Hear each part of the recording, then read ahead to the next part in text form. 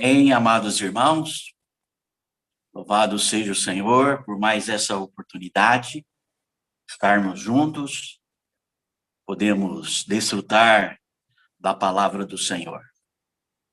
Nós chegamos na semana 3, né, o título da mensagem é o autor, apóstolo Paulo, parte 1, e na outra semana a gente vai ter o apóstolo Paulo, parte 2.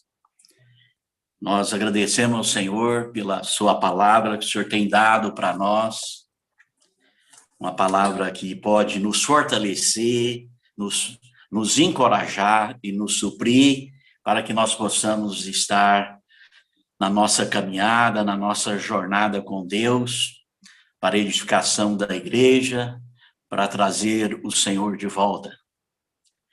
Como nós temos ouvido, né, nós estamos nos tempos finais da volta do Senhor, e nós precisamos, irmãos, nos preparar. Nós estamos exercitar mais o nosso espírito, nós vamos fortalecer mais na palavra do Senhor, né? Por isso que o tema é propício do alimento diário que nós estamos vendo, que a igreja é a coluna e base da verdade, né?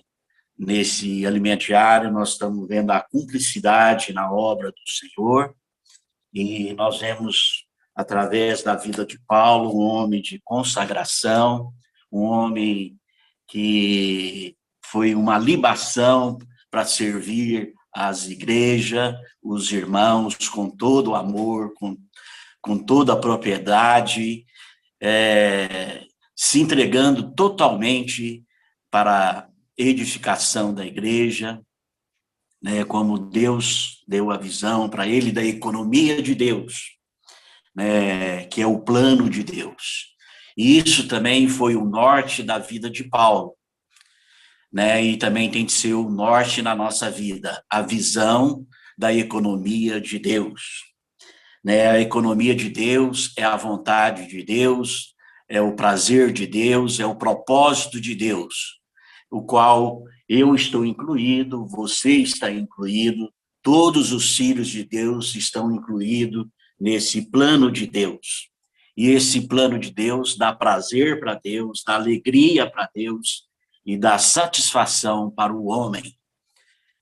Por isso, hoje, o Senhor permitiu nós estarmos passando por essa pandemia, por essas dificuldades, para que nós possamos ter mais comunhão com Deus, para que nós possamos ter mais intimidade com Deus, para que nós possamos ser transformados, para que nós possamos ser mais conformados à imagem e à semelhança de Deus. Essa mensagem está baseada em 1 Timóteo, capítulo 1, versículo 1 e 2, e 2 Timóteo, capítulo 1, versículo 1, 2, que fala que Paulo, apóstolo de Jesus Cristo, pela vontade de Deus, de conformidade com a promessa da vida, está em Cristo Jesus. Ao amado filho Timóteo, graça, misericórdia e paz da parte de Deus Pai e de Cristo Jesus. Então, nós vemos que essa carta foi específica, foi uma carta individual que Paulo escreveu para Timóteo, mas se tornou a palavra de Deus. Isso significa que essa carta foi escrita para mim, para cada um dos irmãos, foi escrita para a igreja. E, por isso, o Senhor preparou, o homem caiu e o Senhor preparou toda a salvação dele, porque o plano de Deus jamais pode falhar. E Deus não desiste do seu plano, apesar que o homem sempre falhou, mas Deus sempre restaurou, Deus sempre deu salvação para o homem. Isso também mostra na nossa experiência que muitas vezes nós caímos, nós fracassamos, mas Deus tem uma salvação para cada um de nós, para cada necessidade de cada um de nós.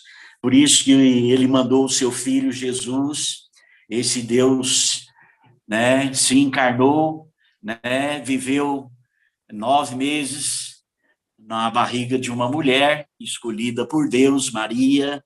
Ele nasceu numa manjedoura e viveu aqui durante 33 anos e meio, escolhendo os seus discípulos, aperfeiçoando os seus discípulos, mas ele veio para se entregar, para morrer por cada um de nós. Ele morreu na cruz, né, mas graças a Deus, ele ressuscitou-se e se tornou o Espírito que dá vida, né, e esse Espírito, ele soprou para dentro de nós. Em João, Evangelho de João 20:22, ele falou, né, soprou o Espírito para dentro do nosso interior. Em Atos, capítulo 2, né, esse Senhor, 2, de 1 a 4, os discípulos estavam todos reunidos naquela sala, e ele falou que vocês recebereis o Espírito Santo, né, o Espírito de poder, né, o Espírito econômico, para que eles pudessem, naquele momento que eles recebessem, ter poder para levar a cabo a comissão de Deus, a missão de Deus, que é o Evangelho de Deus, levar salvação para as pessoas. E nós vimos aqui, nessa palavra dessa semana, o irmão abriu uma janela para nós, que é muito importante nós vermos, irmãos, que esse Espírito, ele faz a obra de Deus. Nada por mim mesmo, pela minha maior capacidade que eu tenho, a maior inteligência que o homem pode ter, mas ele não pode fazer a obra de Deus. O Espírito Santo, ele usa pessoas, ele usa homens que estão disponíveis para que o Espírito possa dirigir toda a obra de Deus, né, como foi o exemplo de Paulo, né, em Atos 13, quando a igreja de Antioquia estava reunida, e ali o Espírito Santo, né, separou a Barnabé e Paulo para a obra, né, que ele deveria fazer. Então, todo o início começa com o Espírito Santo. Toda a nossa obra, tudo aquilo que nós vamos fazer, irmãos, na nossa vida social, na nossa vida da igreja, na nossa vida familiar, o início tem de ser o Espírito Santo. Por isso que lá nós vemos, antes de tudo, oração. Em outras palavras, antes de tudo, vamos ter comunhão com Deus. Vamos, Deus, permitir o Espírito Santo iniciar tudo aquilo que nós vamos fazer. E certamente, se o Espírito inicia, nós vamos ser abençoados, nós vamos desfrutar da graça de Deus, essa graça que é suficiente, essa graça que nos fortalece, essa graça que nos encoraja, essa graça que nos supre, para que nós possamos estar na nossa jornada até a volta do Senhor. Por isso o Senhor também falou em Mateus 28, eu vou ler para os irmãos,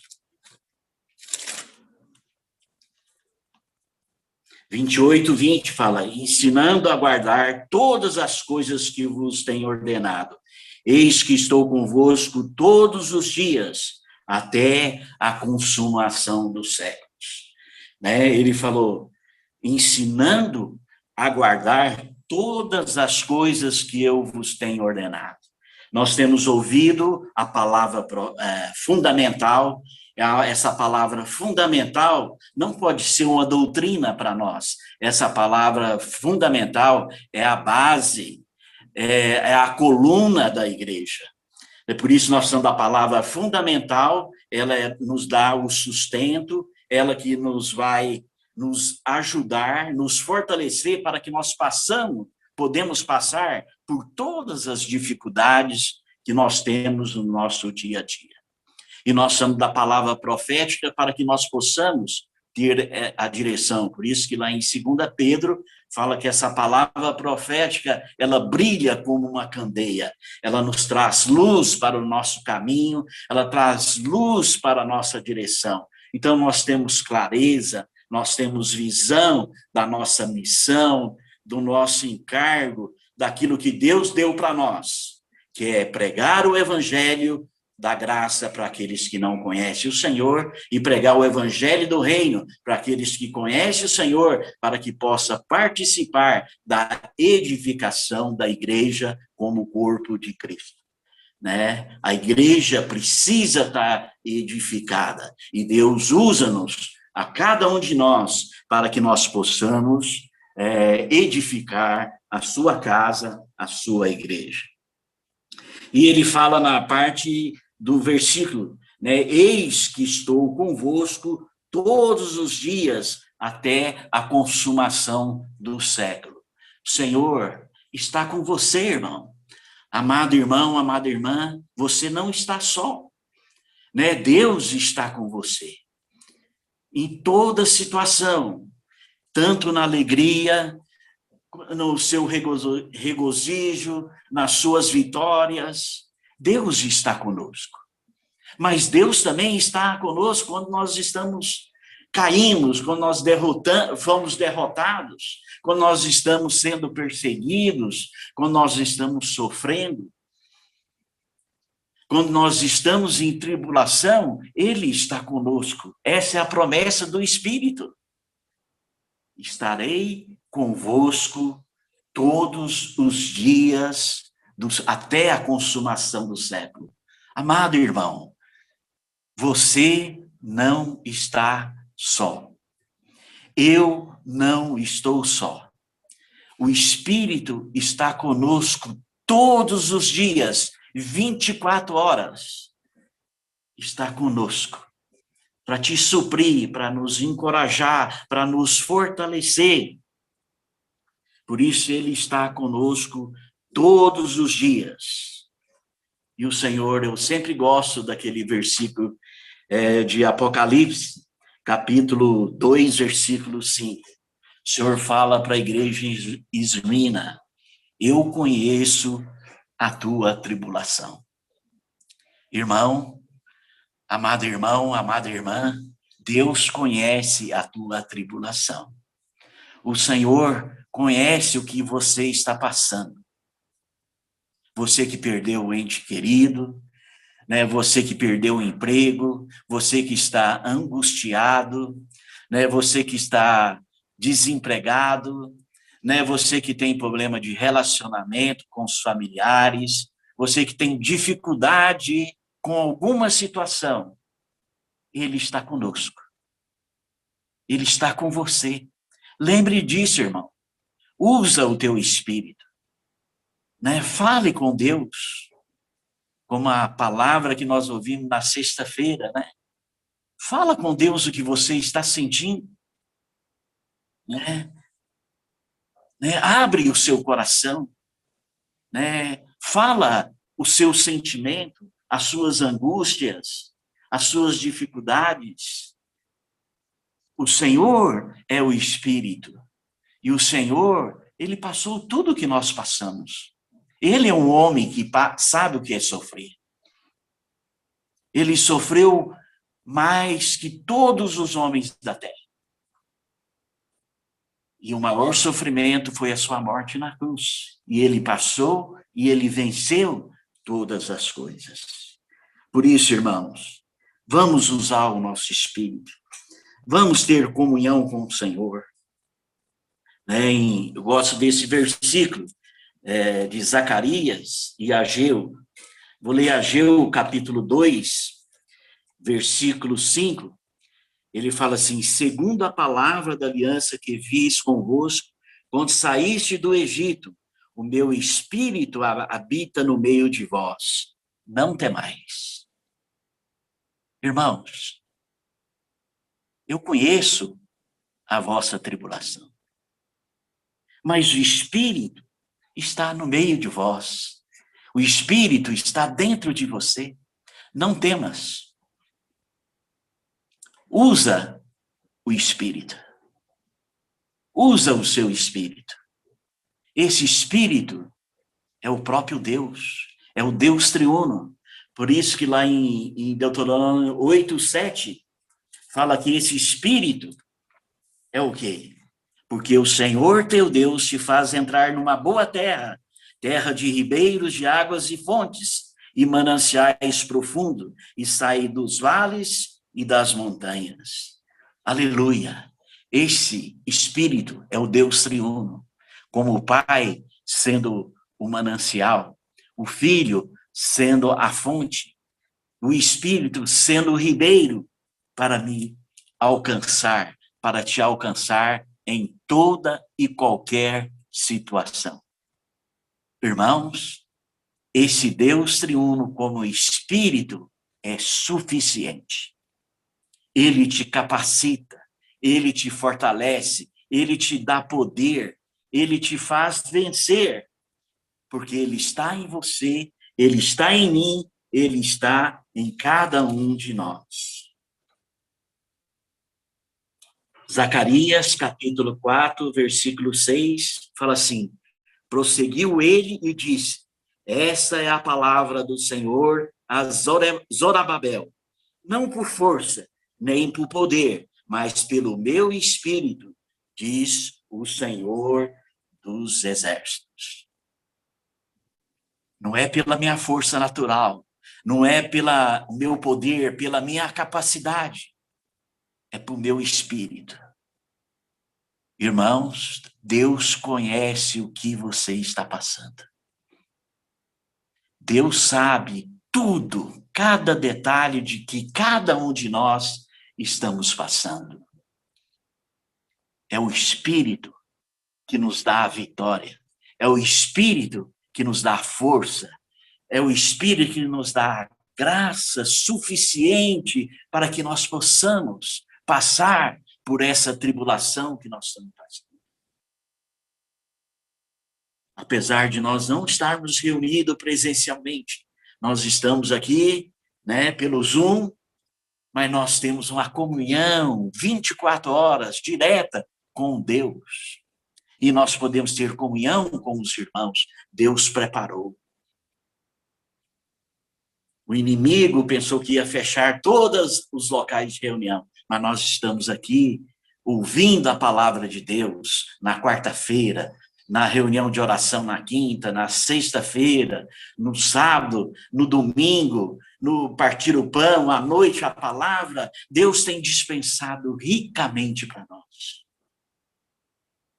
Ele conhece o que nós estamos passando. Irmão, amado irmão, amada irmã, você não está só. O Espírito do Deus triuno, que é a nossa fonte de tudo aquilo que o ser humano mais precisa, ele é o manancial. Aleluia, ele é a fonte inesgotável. E ele é o Espírito como ribeiro para nos saciar, para nos alcançar, para saciar toda a nossa necessidade e toda a nossa dificuldade. Como é bom saber isso, irmão. Você passando por todas as dificuldades, esse Espírito está com você. Você pode desfrutar Deus. Você pode vencer, né? O Senhor nos preparou de uma maneira tão forte, dando-nos palavras tão maravilhosas, palavras sólidas, que é o nosso fundamento, que é a nossa coluna, nos dando direção para que nós possamos vencer. Eu estou lendo um livro que tem me ajudado bastante, né?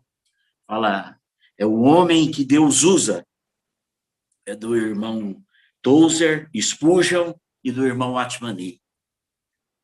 E tem uma frase que ele fala que me impressionou bastante nessa semana e eu quero compartilhar com os irmãos. Fala, se os montes barrarem o teu caminho como muralhas, por que sentar e chorar? Se os montes barrarem o teu caminho, como muralhas, por que sentar e chorar? Muralhas é as nossas dificuldades, os nossos sofrimentos, né, as nossas tribulações. Por que sentar e chorar? Levanta e diga, saia do caminho, e eles, pelo poder de Deus, serão lançados ao mar. Que palavra maravilhosa. Oh, Senhor Jesus. Ele também falou, seja que fores a montanha elevada, esteja onde estiveres, na terra ou no céu, seja quando for, a verdade será sempre a mesma. Saia do caminho em nome de Jesus. Louvado seja o Senhor. Como esse Deus é real, como nós podemos experimentar esse Deus como espírito, como o nosso manancial, como a nossa fonte, como o nosso ribeiro, para nos salvar de toda e qualquer tribulação, angústias, necessidades, dificuldades. Louvado seja o Senhor. Ele é o Espírito em nós. Louvado seja o Senhor, esse Espírito está dentro de cada um de nós. Esse Espírito é maravilhoso. Oh, Senhor Jesus, como é bom, irmãos, você poder saber, Ele está comigo todos os dias, até a consumação do século. Nós estamos mesclados com Deus, nós estamos unidos com o Senhor. Aquele que se une ao Senhor é um espírito com Ele. Não vai ao trabalho sem o Senhor. Você está unido a Ele. O seu espírito está mesclado com o Espírito de Deus. Na sua família, nos seus relacionamentos, na sua vida social, Deus está com você. Deus está comigo para nos suprir em toda e qualquer situação. Louvado seja o Senhor. Outra parte importante que o irmão abriu, né, uma janela para nós, nos mostrando que a igreja é a noiva de Cristo. Vamos ler João, Evangelho de João,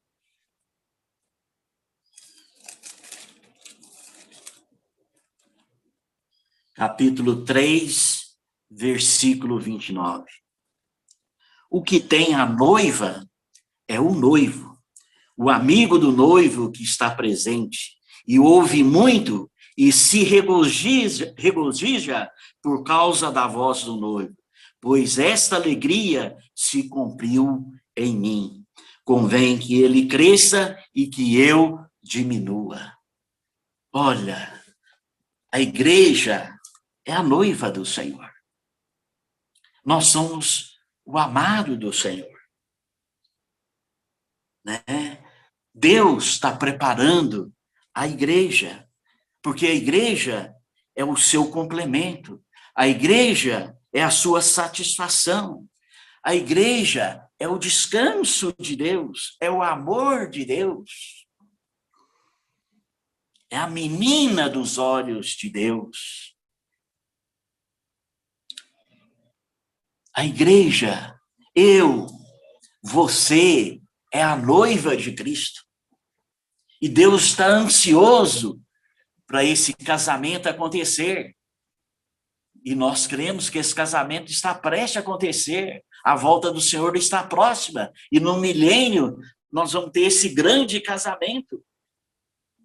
E nós vamos ser a igreja, como a noiva vai ser a esposa do Cordeiro eternamente na Nova Jerusalém. Por isso, como a igreja, esse Cristo que é o nosso noivo, ele está nos limpando, tirando toda a mácula, toda ruga. E ele permite as situações para nos limpar, para nos purificar, para nos santificar, para nos transformar. Porque nós, como a noiva, nós vamos estar ataviada, nós vamos estar preparada, nós vamos estar linda para o Senhor no milênio. Quando o noivo vê a noiva, né, com o vestido ataviado, preparado, esse noivo se derrete. Eis a minha amada. Olha a minha noiva, que vai ser a minha futura esposa. Mas ela está preparada, ela está sendo limpa, ela está sendo purificada, né? Ele nos colocou, né, no palácio, ele nos colocou na vida da igreja para nos transformar, para nos santificar, para nos conformar à sua imagem e à sua semelhança. Aleluia! Como é bom ser essa noiva do Senhor. Essa noiva tem intimidade com Deus. Louvado seja o Senhor. Oh, Senhor Jesus, esse nosso Senhor, Ele quer um amor puro para cada um de nós, da noiva para com o noivo. Por isso que a igreja é o seu aumento, a igreja é o seu prazer. Louvado seja o Senhor. Não somente isso, a igreja também é a guerreira. A guerreira, porque ela luta pelos interesses de Deus. O interesse de Deus é o quê? Que a igreja tenha autoridade, tenha domínio nessa terra. E Deus deu essa autoridade à igreja. Por isso, né, Deus, quando criou o homem, falou, tenha domínio sobre todas as coisas. O domínio é a autoridade de Deus. Deus quer que a igreja tenha autoridade nessa terra. Né? Que a vontade de Deus que é feita lá no céu, seja feita aqui na terra, pela igreja. Efésios capítulo 6.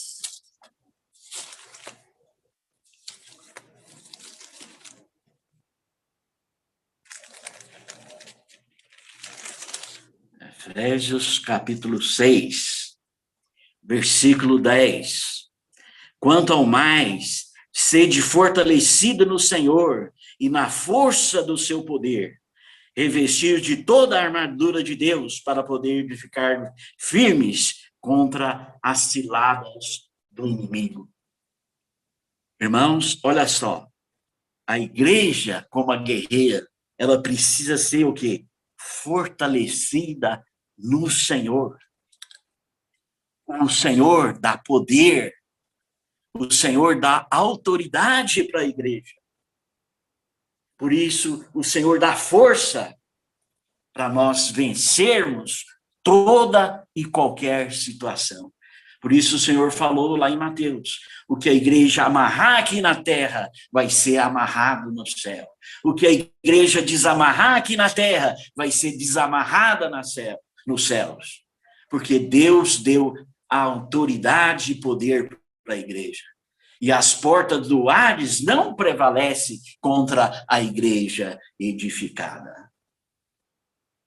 Louvado seja o Senhor. Essa guerreira que é a igreja, é eu, é você, irmãos. É a sua luta diária. Faz parte a minha luta diária, a luta de cada irmão e irmã. Nós vamos ser guerreiros de Deus. A característica do guerreiro de Deus é que ele não tem força em si próprio. Ele tem força no Senhor. O poder dele está no Senhor. A autoridade dele está no Senhor. Por isso que o melhor guerreiro de Deus é a noiva. Porque a noiva, ela faz por amor. Nós nos alistamos no exército de Deus para lutar do lado de Deus. para vencermos, para derrotar o inimigo de Deus.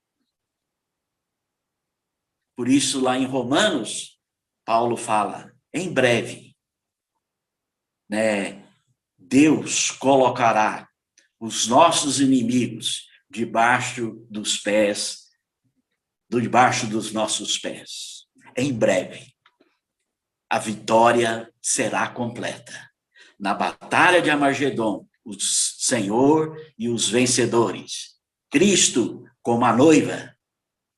É o primeiro evento depois do casamento de Cristo à igreja. A noiva como a guerreira vai lutar a batalha de Armagedon.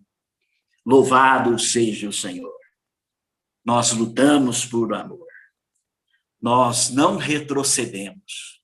Não é pelas dificuldades, não é pelas tribulações. Nós não vamos retroceder. Nós vamos estar junto com o Senhor.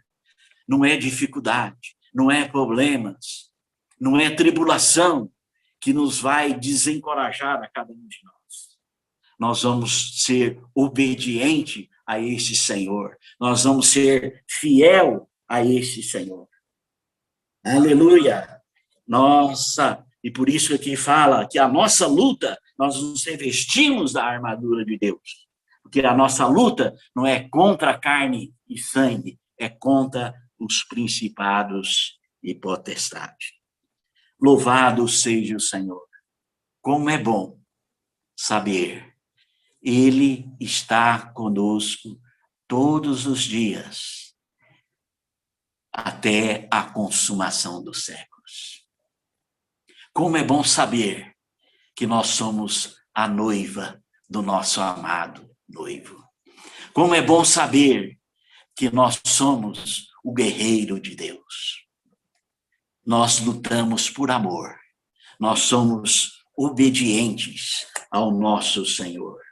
Nós estamos nessa luta, porque a nossa missão é levar o evangelho de Deus em toda a terra, aos nossos amigos, aos nossos parentes, aos nossos vizinhos. Por isso o Senhor falou, né? Vós sois a luz desse mundo, vós sois o sal dessa terra. Que Deus possa nos encorajar, que Deus possa nos fortalecer no nosso dia a dia, irmãos. E sempre lembre, você não está só. O Espírito está dentro de você. O Espírito de Deus está mesclado. Você tem um manancial profundo. Você tem uma fonte inesgotável. Você tem o ribeiro, que é como Espírito. Né? Como fonte, ele é Cristo. Como ribeiro, ele é o Espírito para nos saciar todas as nossas vontades. Louvado seja o Senhor. E, por fim, irmãos, ele fala de Paulo, né, na próxima semana, que vai entrar especificamente na vida de Paulo, né, mas eu gostaria só para nos ajudar, a nos encorajar.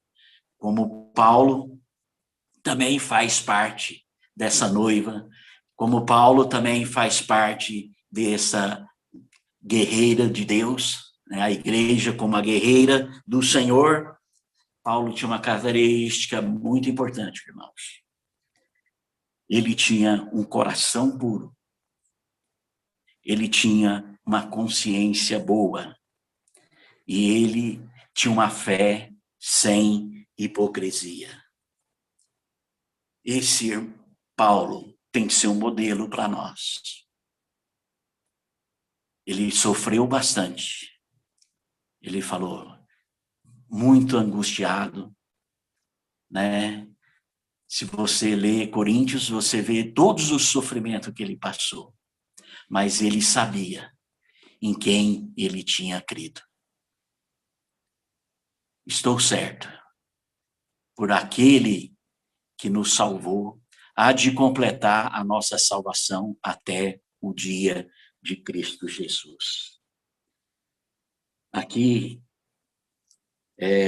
em Romanos,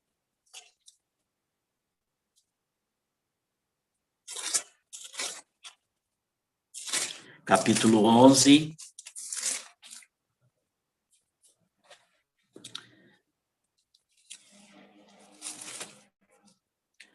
Fala assim: pergunto, pois, terá Deus porventura rejeitado o seu povo? De modo nenhum, porque eu também sou israelita da descendência de Abraão e da tribo de Benjamim. Paulo era um judeu. Ele era da tribo de israelita, ele era da descendência de Abraão, ele era da tribo de Benjamim. Em Filipenses,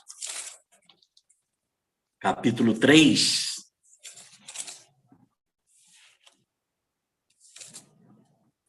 versículos 5 e 6, ele fala: fui circuncidado ao 8º dia da linhagem de Israel, da tribo de Benjamim, hebreu dos hebreus, quanto à lei fariseu, quanto ao zelo perseguidor da igreja, quanto à justiça que há na lei, irrepreensível. Mas para mim o que era lucro, isso considerei como perda por causa de Cristo. Atos 22, 3. Eu sou judeu, nasci de Tarso de Cilícia, criei-me nessa cidade aqui e fui instruído aos pés de Gamaliel, segundo a exatidão da lei dos nossos antepassados, sendo zeloso para com Deus, assim como todos vós sois no dia de hoje. 22, 28. Respondeu-lhe o comandante: a mim me custou grande soma de dinheiro e este título de cidadão, disse Paulo, pois eu tenho por direito de nascimento. Então, Paulo era um judeu legítimo. Mas o encargo de Paulo é ser fiel a Deus. Para mim, em 2 Coríntios, capítulo 4, mostra uma característica de Paulo. Versículo 1 e 2, que também precisa ser a nossa característica. Assim, pois, importa que os homens nos considerem como ministros de Cristo e dispenseiros dos mistérios de Deus. Ora, além disso, o que se requer dos dispenseiros é que cada um deles seja encontrado fiel. Esse era Paulo. Esse é você. Esse é você, cada irmão e irmã. Você é um dispenseiro dos mistérios de Deus. E você precisa ser fiel àquilo que Deus deu a cada um de nós. Eu preciso ser fiel, você precisa ser fiel, você é um dispenseiro de Deus, eu sou um dispenseiro de Deus, né? Louvado seja o Senhor. 2 Timóteo, quero terminar com esse versículo. 2 Timóteo, capítulo 4, versículo 5.